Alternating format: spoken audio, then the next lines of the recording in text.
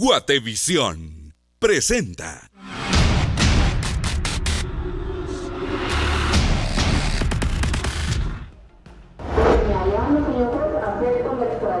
Por los cargos de asociación delictuosa con fines de distribuir 5 kilogramos o más de cocaína con el conocimiento de que ésta sería importada hacia Estados Unidos.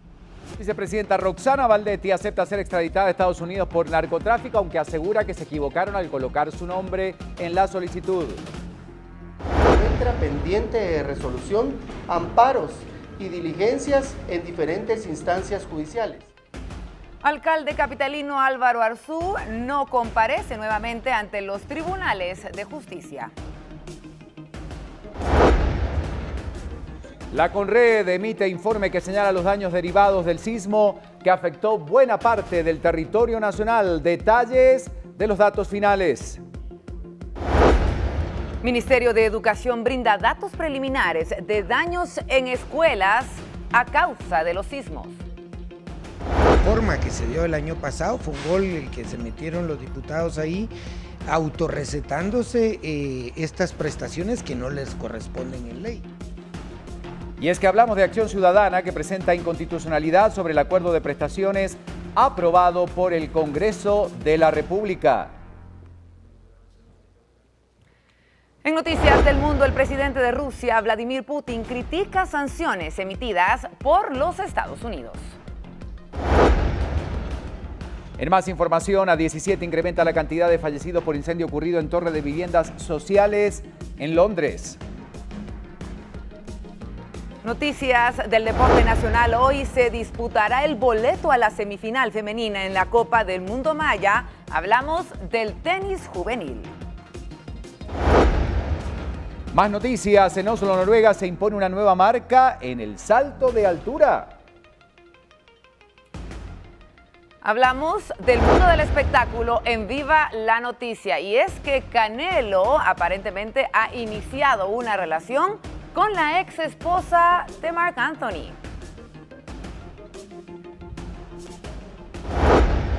Temas que abordaremos esta mañana: la extradición aceptada por Roxana Valdetti. Ella asegura que es inocente. ¿Qué dice su abogado?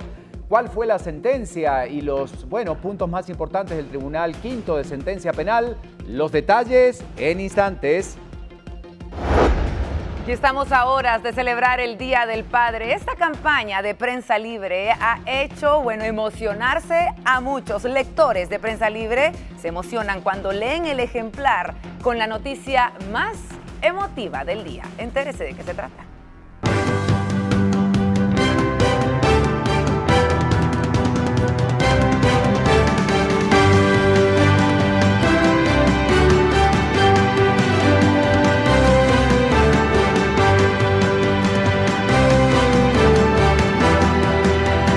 Esto es Viva la Noticia. Bueno, empieza la información, por supuesto, como todos los días en este viernes, con muchos temas para abordar. Vero, buenos días, bienvenida. Buenos días, Ricardo, muchas gracias. Es un gusto poder estar compartiendo con todos ustedes y un día especial. Se termina la semana, pero con mucha información. Con información, por supuesto, arrancamos este día saludando a toda la gente que nos está sintonizando, contándoles cómo están las temperaturas en Guatemala. Atención, se mantienen 16 grados, ya no hay sol en esta imagen, lluvias, el común denominador para el resto de la jornada. Mucha atención, meseta central, costa sur del país serán los más afectados con este ingreso de humedad. Ya le tenemos los detalles más adelante. Bueno, y vamos a comenzar con el repaso informativo. Gracias por acompañarnos en este, recorrido por algunas de las noticias más importantes de lo que ha ocurrido en Guatemala en las últimas horas. Una citación que, esperaba la llegada del alcalde capitalino Álvaro Arzú, uno de los temas, por supuesto, que ayer ocupó buena parte del trabajo de la prensa en Guatemala. Por cuarta vez, el alcalde Arzú no se presentó a los tribunales de justicia. Él fue citado una vez más por la jueza pesquisidora Silvia Morales para que presentara sus pruebas de descargo por el proceso de antejuicio que se sigue en su contra. El jefe edil no se presentó y de nuevo envió a su equipo de abogados para resolver acciones legales pendientes, según su vocero. Le contamos que destacamos que Arzú es señalado por iniciar o incitar a la violencia a comerciantes de la Plaza El Amate en un discurso que brindó en junio del 2016 en el aniversario de dicha plaza, y este es el motivo por el que bueno, se fundamenta la citación. Y es que desde que inició este proceso de antejuicio, Arzú ha presentado una serie de acciones legales para evitar asistir a los tribunales de justicia. Le queremos comentar que la Corte de Constitucionalidad en mayo pasado resolvía que el alcalde capitalino debía presentarse ante la jueza pesquisidora, pero Arzú desafía dicha resolución y no comparece de nuevo.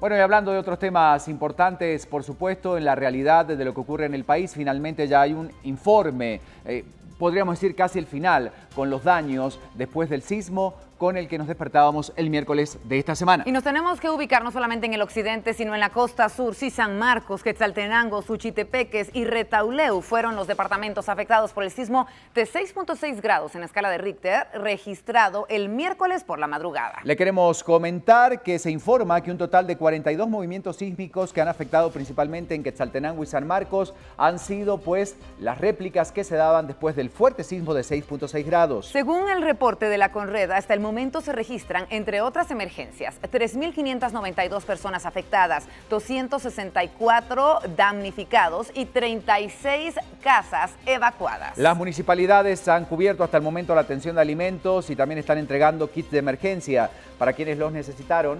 Por ahora van a continuar con monitoreos constantes, especialmente en los volcanes Santiaguito y de Fuego, y en previsión a una onda del este que se está moviendo en el Océano Pacífico. Además, tenemos que mencionar que hay acciones preventivas en coordinación con municipalidades locales, además de la alerta naranja que prevalece en el territorio nacional. Otro de los temas importantes, cuando han pasado 51 minutos de las 5 de la mañana, que bueno que nos esté acompañando en Viva la Noticia, tiene que ver con la extradición de Roxana Baldetti y esta decisión que tomaba el Tribunal Quinto de sentencia penal. Recordemos que fue por videoconferencia por la infección urinaria que padece Baldetti. Bueno, la ex vicepresidenta sí indicó que acepta ser extraditada a Estados Unidos, país que la requiere por el delito de narcotráfico. Ella comentó que esta solicitud de extradición por parte de la justicia estadounidense es una venganza a su buen trabajo como política. Escuche usted, estas eran las declaraciones, ¿verdad? La exfuncionaria argumentó que dejó muchos enemigos en su camino y señaló al embajador de Estados Unidos, Todd Robinson, respecto a que no se le hizo extraditarla por lavado de dinero, haciendo una alusión a que el embajador sí o sí quería extraditarla por alguna causa y que no lo pudo hacer por lavado de dinero, a pesar de todas las denuncias en las que está implicada Roxana Baldetti por defraudación del Estado guatemalteco. Ella añadía que se declaraba inocente y que no colaboró con la gente del narcotráfico. La defensa de Baldetti indicó al juez que renuncian a cualquier acción que impida la extradición. Debemos recordar que Roxana Baldetti tiene que terminar, obviamente debe terminar lo que está haciendo, lo que está ocurriendo justamente con la cantidad de causas pendientes que tiene en nuestro país todavía. Ella dice que seguramente se equivocaron en su nombre, que no es el de ella, pero que igual se declara inocente, ¿verdad? Bueno, eso era lo que decía la ex vicepresidenta entonces en esta videoconferencia. Bueno, pero hablando de otros temas importantes, sabemos de esta cumbre sobre seguridad que se está realizando en Estados Unidos, en Miami, con presidentes centroamericanos, con las autoridades de Estados Unidos. La mayoría de los presidentes fueron acompañados, obviamente, por los fiscales, por los jefes del Ministerio Público, y llamó mucho la atención que Thelma Aldana no fuera incluida dentro de la comitiva guatemalteca para ir a participar justamente en una cumbre de seguridad. ¿Usted cree que la fiscal Thelma Aldana fue excluida de la delegación que acudió a la Alianza por la Prosperidad en Estados Unidos? ¿Fue un descuido? ¿Se les olvidó invitarla? ¿No la tomaron en cuenta? ¿Qué piensa usted al respecto? Thelma Aldana dice que sí, que fue excluida y lo lamenta porque es un tema en el que se va a hablar justamente de lo que ella maneja en el país. Claro, ¿no? Bueno, una delegación además iba acompañando al presidente Jimmy Morales, que no incluye entonces a Thelma Aldana. ¿Qué es lo que usted opina? Ahí tiene a su disposición nuestras redes sociales, además de nuestro hashtag VLN, Aldana no fue.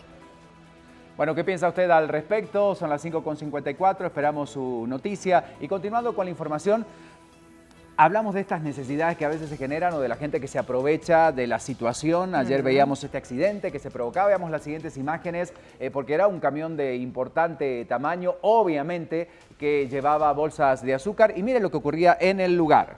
Bueno, recuerde que ayer, tal y como lo transmitimos, un tráiler chocó contra una pasarela. Esto sucedía en el periférico. El camión transportaba costales de azúcar, esta carga que se vio afectada por el accidente. Luego de lo ocurrido, varios vecinos salieron con bolsas en mano y aprovecharon el momento para abastecerse de azúcar que era transportada por este tráiler. Bueno, esta acción obviamente fue criticada en redes sociales, mientras otros argumentaban que la necesidad de la población orienta a este tipo de acciones. Ahí los puede ver usted entonces como ellos, que se dirigían de repente a sus labores diarias, aprovechaban para abastecerse un poquito de azúcar. Bueno, muchos decían, si esta azúcar ya está derramada, si ya no va a servir, sí, si van a ir a sacarla o a limpiar la zona, pues ya hay gente con necesidades y ese azúcar realmente estaba allí, o sea, no estaban haciendo un saqueo. No, muchos consideran, aunque otros dicen, bueno, tendrían que haber respetado que eso era propiedad privada, obviamente, pero estamos hablando de esta azúcar derramada. Juzgue usted, saque sus conclusiones,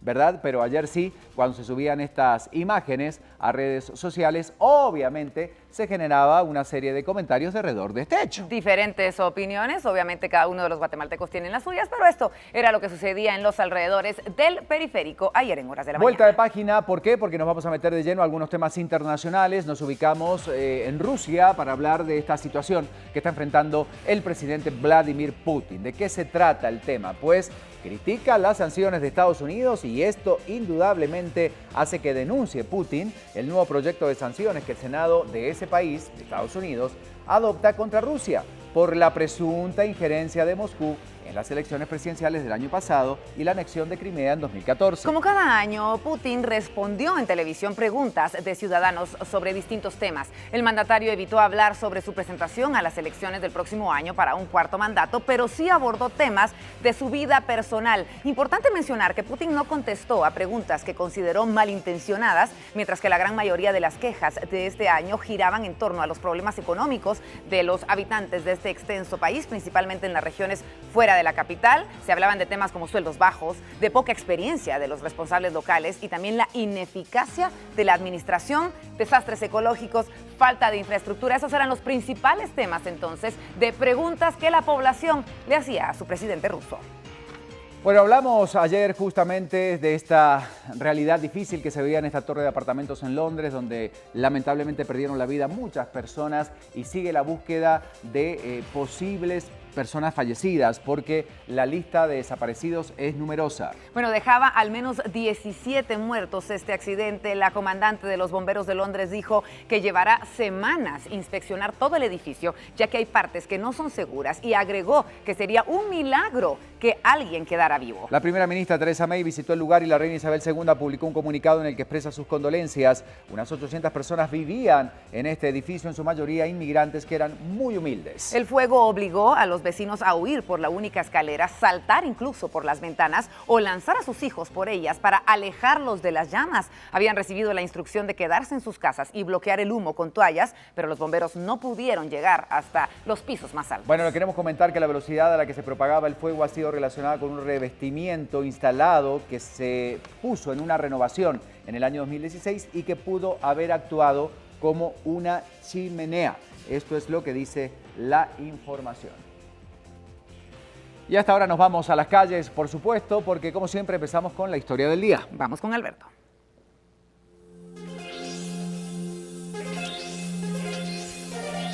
Dos minutos para las 6 de la mañana. Alberto, buen día. Nos vamos contigo. Viva la noticia. Ricardo, Vero, muy buenos días. Importante información que tiene que ver con el tema de violencia. Según estadísticas que nos han proporcionado autoridades de la Policía Nacional Civil, ahora son ya 4 los sectores donde ha incrementado los hechos delincuenciales, principalmente la serie de hechos armados y la pelea entre grupos de sicarios. Ayer mismo se registraba pues una balacera donde elementos de la Policía Nacional Civil, luego de una serie de información, ingresan a varias viviendas de pandilleros en el sector de la zona 3, donde se tenía conocimiento que ahí era en búsqueda de 4 delincuentes que son los responsables de atacar a pilotos del servicio urbano y también a pilotos de camiones recolectores de basuras. Acá le presentamos cómo las fuerzas de seguridad ingresaron con la orden de juez competente para poder capturar a estos 4 sicarios que tienen varios ingresos a los centros carcelarios. Con pistolas en mano, agentes investigadores antimaras de la Policía Nacional Civil ingresaron a estos peligrosos callejones de la zona 3. Cuadras angostas que están ubicadas a pocos metros del basurero en la zona 3. La Policía Nacional Civil, con órdenes de juez en mano, ingresaron a varias viviendas donde los pandilleros planificaban hechos armados en contra de pilotos de camiones de basura. La policía colocó grilletes a estos 4 sicarios, entre ellos un menor de edad. La línea de investigación de las fuerzas de seguridad localizaron en las casas de los mareros varias pistas que demuestran que los detenidos han cometido varios hechos de sangre. Durante la captura, 2 de los pandilleros, con llanto y súplica a sus familiares, pedían lo antes posible abogados de la Defensoría Pública hacia la torre de tribunales. Bueno, más sicarios, esta realidad que se vive, y lo que llamaba la atención esta semana también, Alberto, era un menor de edad que estaba justamente en este grupo. Cada vez vemos que personas de más corta edad, 13, 14 años, ya están participando dentro de estos grupos delictivos. Así es, Ricardo, son datos alarmantes que manejan las autoridades de la Policía Nacional Civil y el Ministerio de Gobernación. Del 1 de enero a la fecha han sido capturados 157 menores de edad que han sido detenidos con armas de fuego. Algunos de estos menores oscilan entre las edades de 10, 12, 14 y 15 años. Algunos de estos niños y algunos jóvenes pues se les han localizado listados de las personas que tienen que ser asesinadas, principalmente a todo aquel piloto de los buses urbanos y extraurbanos que se niegan a pagar las extorsiones. A estos 150 menores de edad se les han localizado también algunas granadas, la utilización de fusiles AK-47, M16 que han sido decomisados por las fuerzas de seguridad. La Procuraduría de los Derechos Humanos ha comentado que la mayoría de estos menores lamentablemente son de escasos recursos, de algunas zonas como Misco, algunas zonas como la zona 18, zona 6, también de la zona 21, y según los registros, pues estos menores muchas veces son amenazados por los líderes de las maras mayores de edad que operan en distintas zonas y avenidas. Esto ha generado también que las autoridades de la PNC pues puedan iniciar la próxima semana pues una serie de campañas a favor de la niñez guatemalteca con la ayuda de la Procuraduría de los Derechos Humanos y también organizaciones que velan por la niñez. En otro tema, Ricardo, mucha precaución a usted, amigo piloto que circula por el sector de la zona 11, ya que las autoridades de la municipalidad capitalina nos están reportando que en el sector del puente del anillo periférico hacia la calzada Roosevelt, un bus de las rutas extraurbanas ha quedado con algún tipo de desperfecto mecánico y está generando congestionamiento vehicular en estos momentos en este sector de la zona 11. Usted tiene que tomar mucha precaución, ya que es, según lo que nos informan las autoridades ediles, pues este bus estará siendo retirado en por lo menos casi 25 minutos porque se está a la espera de una grúa municipal por los daños en el tren delantero de este bus extraurbano. Con esta información, imágenes acá en el sector de la calzada Roosevelt, tómalo muy en cuenta, bus extraurbano ha quedado con desperfectos mecánicos en el sector del puente del anillo periférico que colinda con la calzada Roosevelt. Con estos detalles, Ricardo, Vero, compañeros en los estudios centrales, yo regreso con ustedes a los estudios centrales de Viva la Noticia.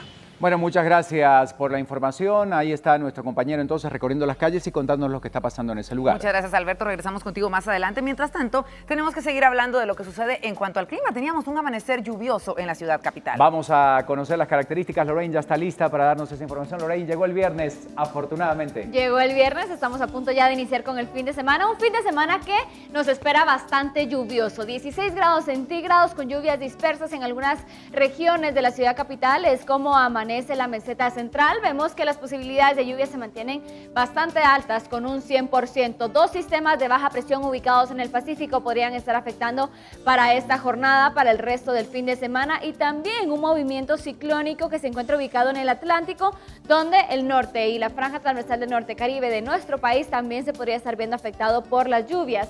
Los primeros rayos de sol empezaban a salir a partir de las 5 de la mañana con 31 minutos, se estaría ocultando el sol a partir de las 6 de la tarde con 32 minutos. Y vamos a hablar un poquito acerca de la fase lunar, información sobre este menguante convexa con una iluminación que va a tener del 63.59%. También la recomendación hace falta hacerla para el resto de la jornada, y la alerta para el día de hoy es para el norte de nuestro país, donde, pues como les mencionaba, un movimiento ciclónico se está dando en el Océano Atlántico, por lo tanto tenemos altas posibilidades de lluvia. Ya se superó la cantidad de lluvia que se esperaba para el mes de junio en el territorio guatemalteco, precisamente en los departamentos de Petén, Alta Verapaz e Izabal, para que ustedes lo tomen en consideración. Nos espera entonces un fin de semana bastante lluvioso en todo el territorio guatemalteco.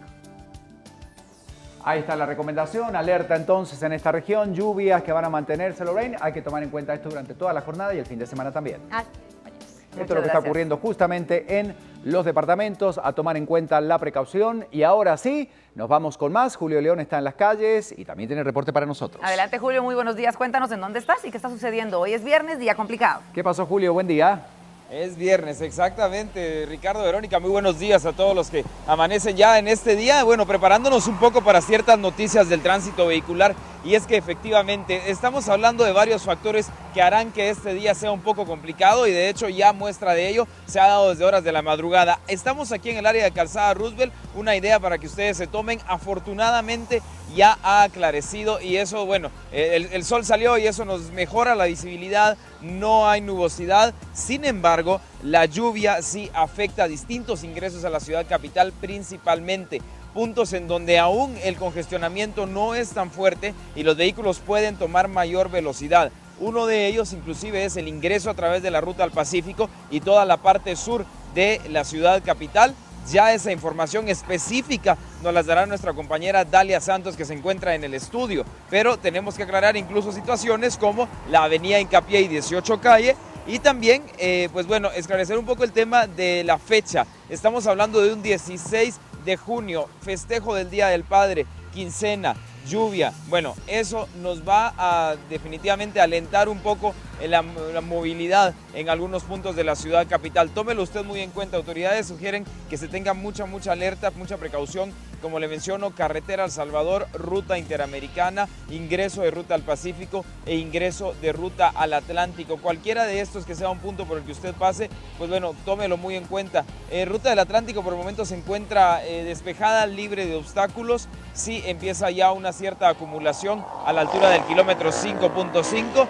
En zona 1 también tenemos información de que empieza ya a acumularse una cierta cantidad de vehículos ingresando a través de la décima avenida y 12 avenida hacia zona 5. En el área del anillo periférico ayer estaba bastante complicada, ahora está libre de obstáculos. Sin embargo, la cantidad de vehículos y la lenta movilidad por la lluvia también, tanto en el área de periférico norte como periférico sur, se encuentran por el momento ya con una cierta acumulación vial, y específicamente en la intersección del mismo periférico con Calzada Roosevelt y Calzada San Juan. Serían algunos de los puntos que hay que tomar en cuenta, y le repito, es un día un tanto complicado. Si puede, salga un poco antes de casa, pienso que todavía estamos a tiempo para hacerlo, y de esa manera usted va a llegar a tiempo. Y también vamos a recordarnos de ser corteses e incluso de evitar multas de tránsito. ¿Sabe por qué? Porque ya luego, cuando uno no las paga, hay consecuencias, y de hecho esa es la pregunta que ponemos en pantalla en este momento. Colocamos la trivia y justamente la pregunta es: ¿qué cree usted que sucede una vez le hayan puesto 3 multas de tránsito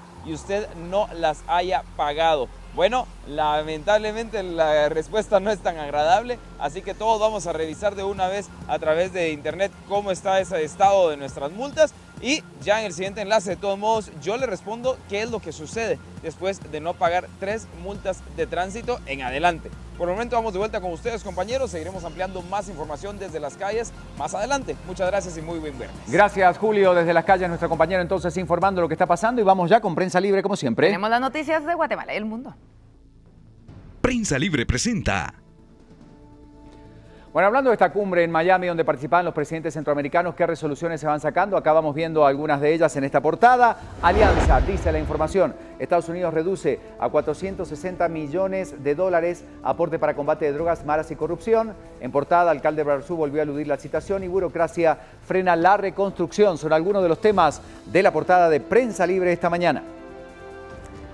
Muy rápidamente nos vamos a ver cuáles son estos temas de actualidad y lo que nos presenta la primera página de Prensa Libre. Y sí tenemos que seguir hablando de la cumbre de seguridad que se está realizando en Miami. Pence pide combatir migración y narco. Estados Unidos ofrece $460 millones a la región para esfuerzos de transparencia, seguridad y también desarrollo.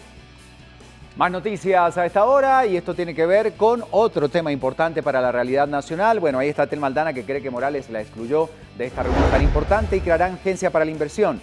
Empresarios han planteado implementar un ente que faculte el desarrollo de proyectos de infraestructura pública, dos de los temas y una de las noticias que está vinculada al hashtag de hoy de Viva la Noticia. Aldana no fue por esta cumbre de seguridad que se realizó en Miami y a la que no fue convocada.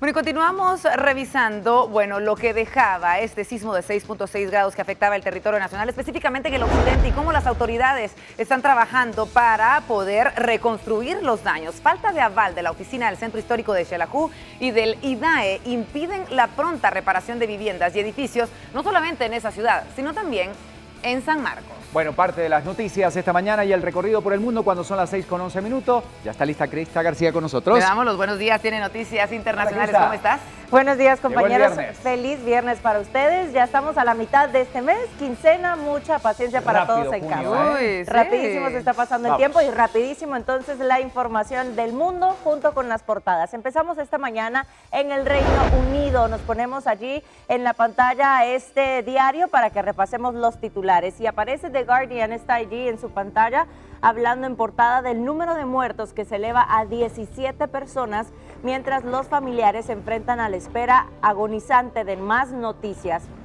Entre otros titulares también hablan de Theresa May, que hace visita discreta a esta escena y anuncia una investigación pública. En el titular central de la policía, algunas víctimas del incendio de la torre nunca pudieron ser identificadas. Estaremos dando la información más adelante en nuestro recorrido por el mundo.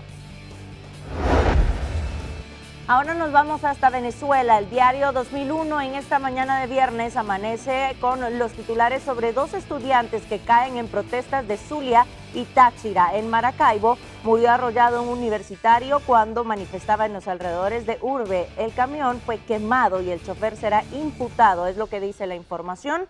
Además, destacan esta fotografía nuevamente de lo que se vive en Venezuela, una masiva oración por Venezuela. Una portada más, nos vamos hasta Centroamérica, no nos podemos olvidar de estos titulares y por supuesto Estados Unidos, que va a blindar su frontera a las drogas e indocumentados. El Heraldo esta mañana destaca noticias sobre economía, el mensaje de Mike Pence entre tres cartas en una solicitud de ampliación y también en otra que expone la necesidad del acceso a la cuenta del milenio y la tercera que no se quiso revelar los detalles de lo que contenía. También en las fotografías centrales hablan de hechos de violencia en Honduras y también otros titulares del deporte. Estaremos repasando esta información en nuestro recorrido internacional. Nos quedamos con noticias por el momento de Guatemala.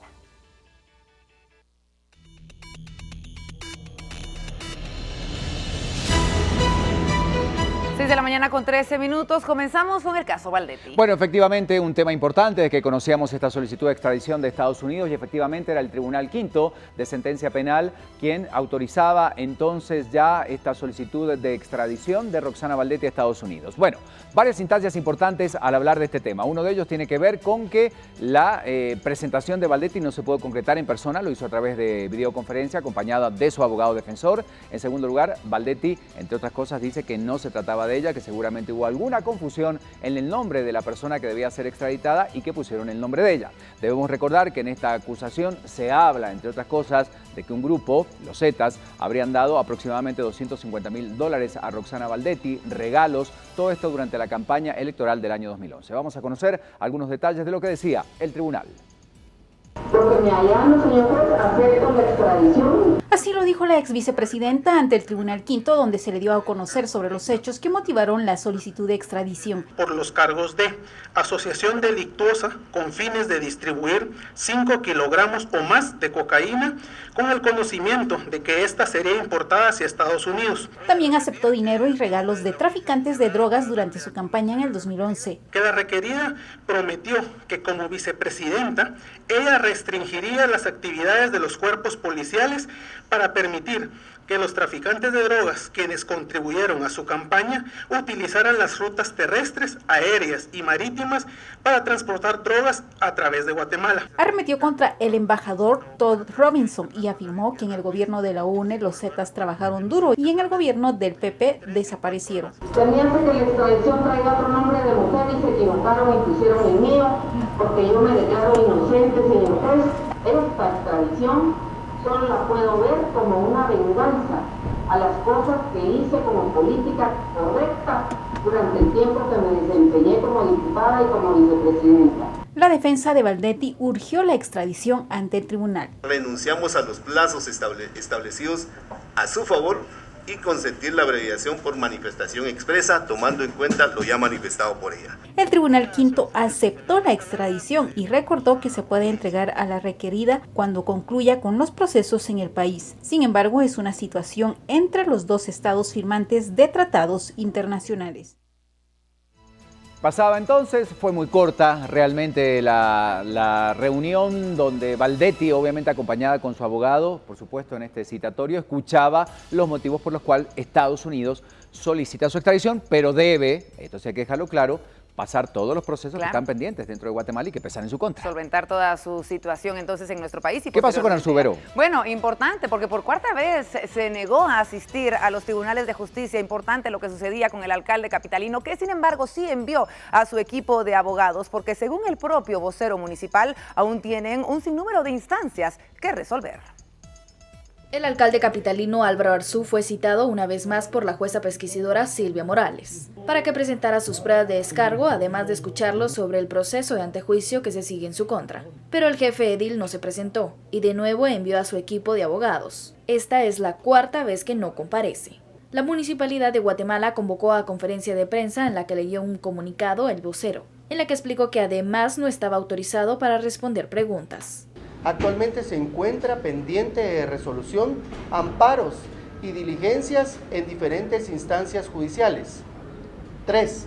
Igualmente está pendiente de resolver en definitiva la recusación promovida oportunamente. Arzú es señalado por incitar a la violencia a comerciantes de la Plaza El Amate, en un discurso que dio el 9 de junio del 2016 en el aniversario de dicha plaza. Desde que inició el proceso de antejuicio, Arzú ha presentado una serie de acciones legales para evitar asistir a los tribunales de justicia. La Corte de Constitucionalidad en mayo pasado resolvió que el alcalde capitalino debía presentarse ante la jueza pesquisidora, pero Arzú desafía dicha resolución al no comparecer de nuevo. La jueza noveno de instancia penal, Silvia Morales, debe emitir una recomendación a la Corte Suprema de Justicia, en la que señala si es viable o no retirarle la inmunidad. El plazo en la que debe remitir la recomendación es de 60 días. Sin embargo, por las múltiples acciones, el proceso se ha dilatado.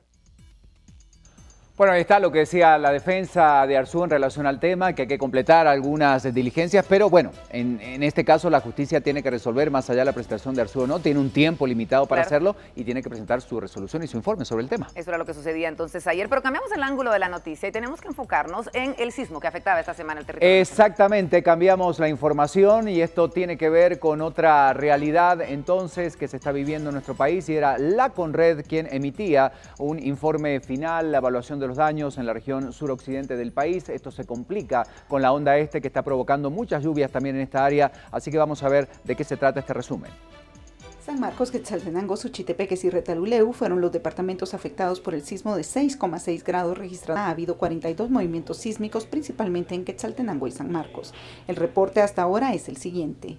3.592 personas afectadas, 264 damnificadas, 36 evacuadas, 20 se albergaron y regresaron a sus hogares, 19 heridas, 5 fallecidas, 704 personas atendidas. En infraestructura, 202 viviendas con daño leve, 37 con daño moderado, 23 con daño severo, 10 carreteras afectadas, 11 iglesias con daños leves a moderados. Las municipalidades cubrieron la atención de alimentos y kits de emergencia para quienes lo necesitaron. Continúan con monitoreos constantes, especialmente en los volcanes Santiaguito y de Fuego, y en prevención a una onda del este que se está moviendo en el Océano Pacífico. Esta onda tiene tendencia a fortalecerse, convirtiéndose en un sistema de baja presión, el cual va a estar evolucionando durante las próximas 36 horas. Esto generaría incremento de lluvias a territorio guatemalteco, incremento del ingreso de humedad, así como también fuertes vientos. Hay acciones preventivas en coordinación con municipalidades locales. Se recomienda estar pendiente de los boletines oficiales de Conred en las redes sociales y tener lista la mochila de las 72 horas. Bueno, estamos hablando de este resumen de la Conred, pero la situación compleja en las escuelas, recordemos que suspendía las clases, esto por decisión obviamente de las gobernaciones departamentales, por lo que ocurrió justamente en estos establecimientos educativos. Y es que luego de esta fuerte revisión que se daba, sí, autoridades del Ministerio de Educación tienen ya un informe preliminar de los daños en las escuelas en el territorio nacional. Fíjese usted, aproximadamente 222 escuelas son las dañadas, principalmente en los departamentos del occidente del país. Estamos hablando de Quetzaltenango, Retauleu, Suchitepeques y por supuesto San Marcos. Los daños materiales que dejó el sismo no solo fue en casa e iglesias. Escuelas de 8 departamentos también sufrieron daños en su infraestructura. Datos del Ministerio de Educación muestran que los departamentos más afectados fueron San Marcos con 37 escuelas afectadas, Retaluleu con 47, Quetzaltenango con 66, Suchitepeques con 35, Huehuetenango con 6, Sololar reportó 14, Totonicapán 16 y una en Jutiapa.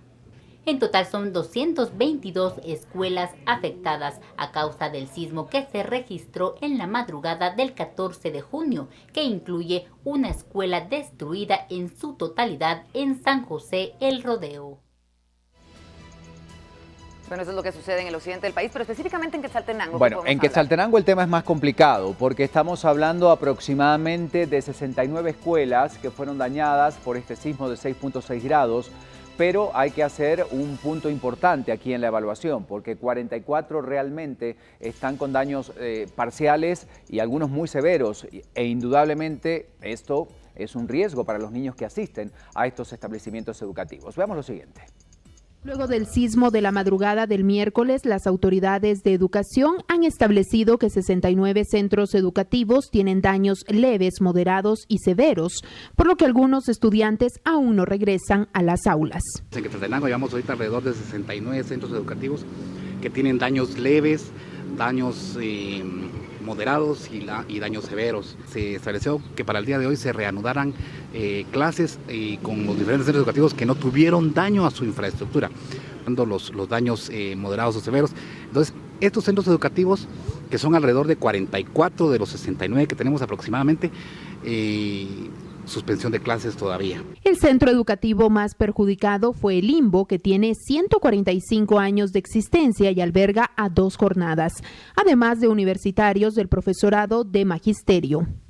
Mire, desde el terremoto de San Marcos, donde hicieron las mismas inspecciones, pero no se logró hacer absolutamente nada, pero creo que hoy sí va a ser necesario y urgente que se haga la remoción. Realmente me da pena decirlo, pero hasta que ocurrió este problema es de que ellos ya se preocuparon y pues prueba de eso que hoy los tenemos aquí a todos los encargados de ver la problemática que tenemos aquí en el establecimiento. Este año sacamos la primera promoción, primero Dios, si Dios nos permite. Mi sede está aquí en el Limbo y soy una de las partes afectadas también. Por lo tanto,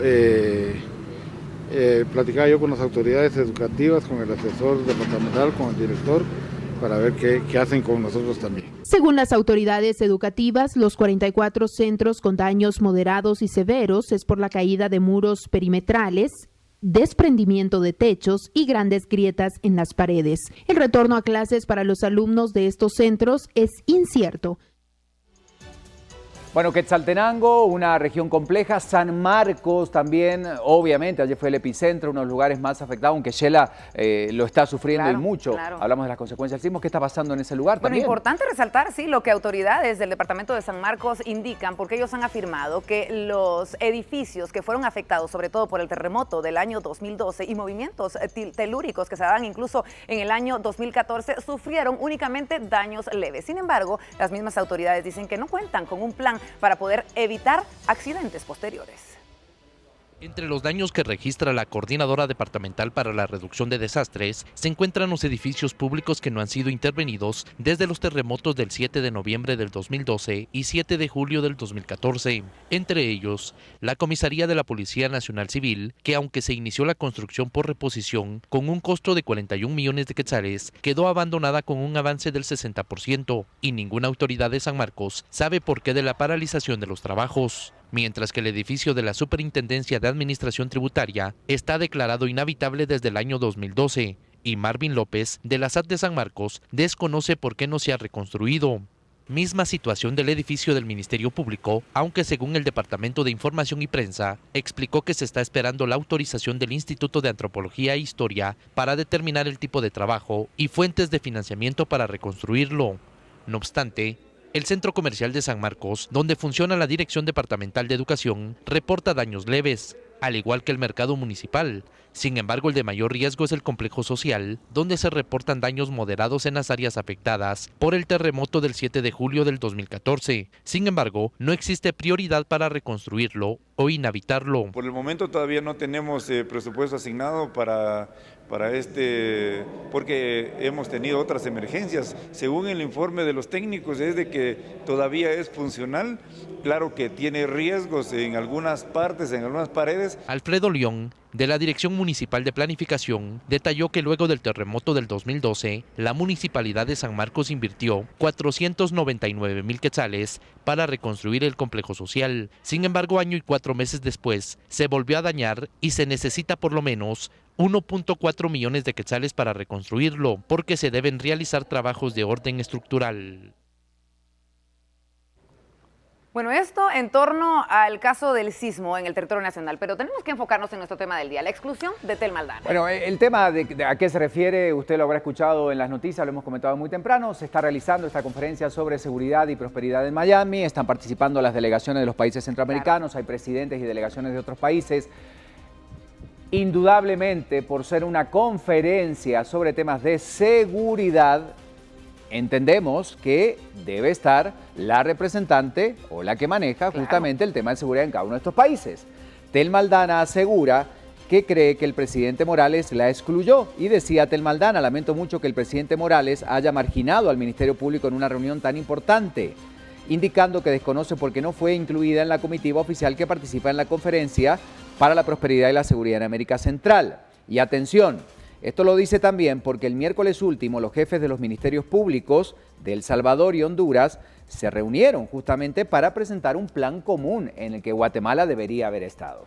Cuando esta declaración sale, inmediatamente el gobierno saca este comunicado, que después retira, pero vamos a ponerlo en pantalla, diciendo: la Presidencia de la República de Guatemala, ante las declaraciones de la señora fiscal y jefa del Ministerio Público en diferentes medios de comunicación, hace el conocimiento público que no corresponde esta presidencia a la conformación de la delegación que representa a Guatemala en la Conferencia de Prosperidad y Seguridad en Centroamérica que se celebra en Miami, Estados Unidos.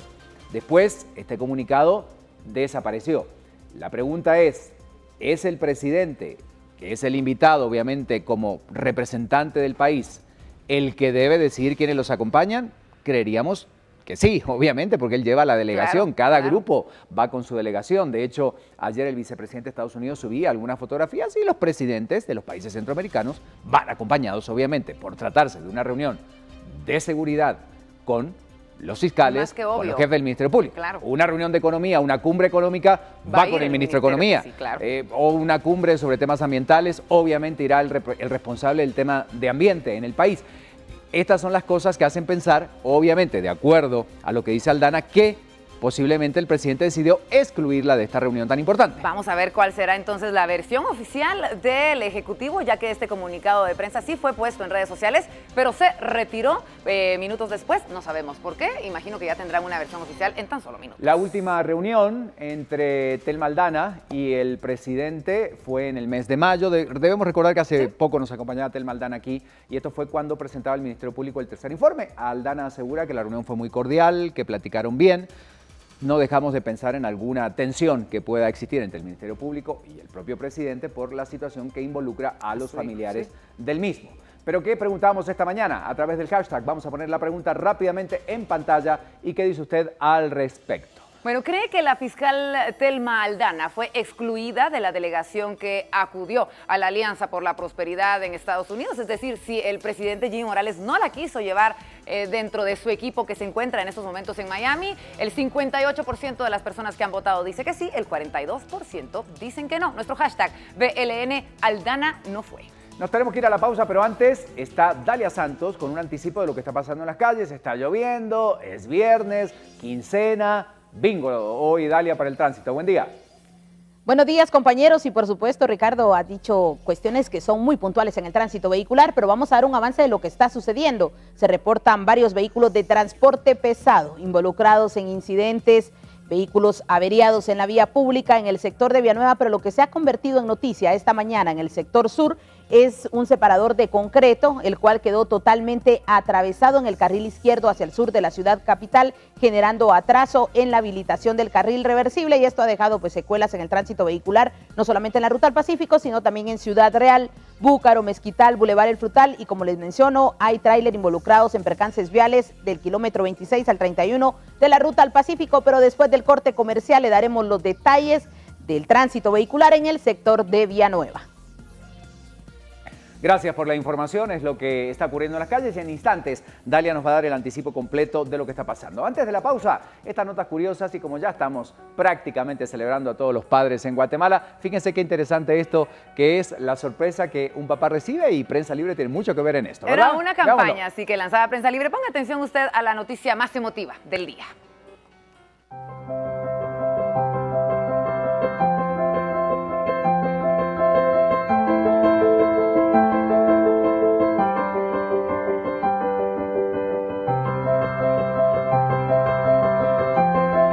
Los lectores de Prensa Libre se emocionaron y mucho cuando leyeron el ejemplar con la noticia justamente del día. El video muestra justamente la noticia para cada papá de familia, donde destacan justamente su labor y su entrega como padres y como cabeza de familia. Bueno, ahí lo ve usted entonces, esta campaña en donde los papás leen esto. En cada familia guatemalteca siempre hay una persona que se encarga de ser el artista de sonrisas.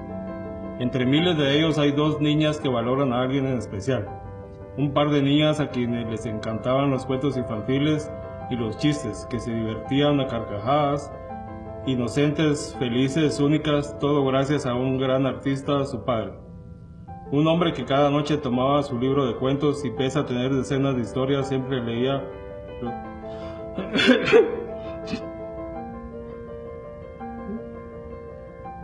Los Tres Cochinitos, uno de los libros preferidos.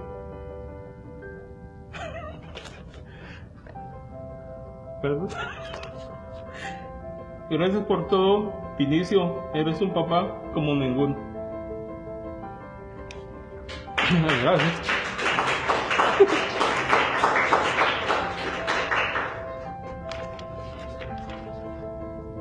Te amamos, papá. Gracias. Entonces, porque no esperaban que un dato tan personal de su historia con sus hijos estuviera ahí en la prensa, y todos terminaron obviamente muy emocionados. Era ¿no? una prensa personalizada la que recibían entonces en su día, con datos importantes que sus hijos, sus hijas habían brindado a la redacción de Prensa Libre, y justamente ahí vemos ese reencuentro luego de que ellos leían la noticia. Una linda campaña que lanzaba Prensa Libre para poder, bueno, decirle a todos los papás lo importantes que son en nuestra vida. Hacemos una pausa, ya volvemos, viene la información internacional, qué está ocurriendo en los departamentos, clima y lo que pasa en las calles. Todo esto al regresar. ¡Viva la noticia! Sigue con ustedes hasta las 8 de la mañana. Hay muchos temas todavía, no se vaya.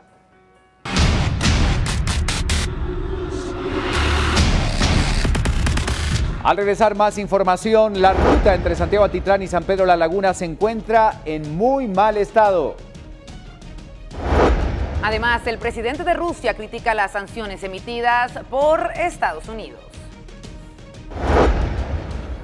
Veamos también parte importante de una campaña que habla de los encuentros que son necesarios para reafirmar lazos familiares. Estamos hablando de la Semana del Día del Padre.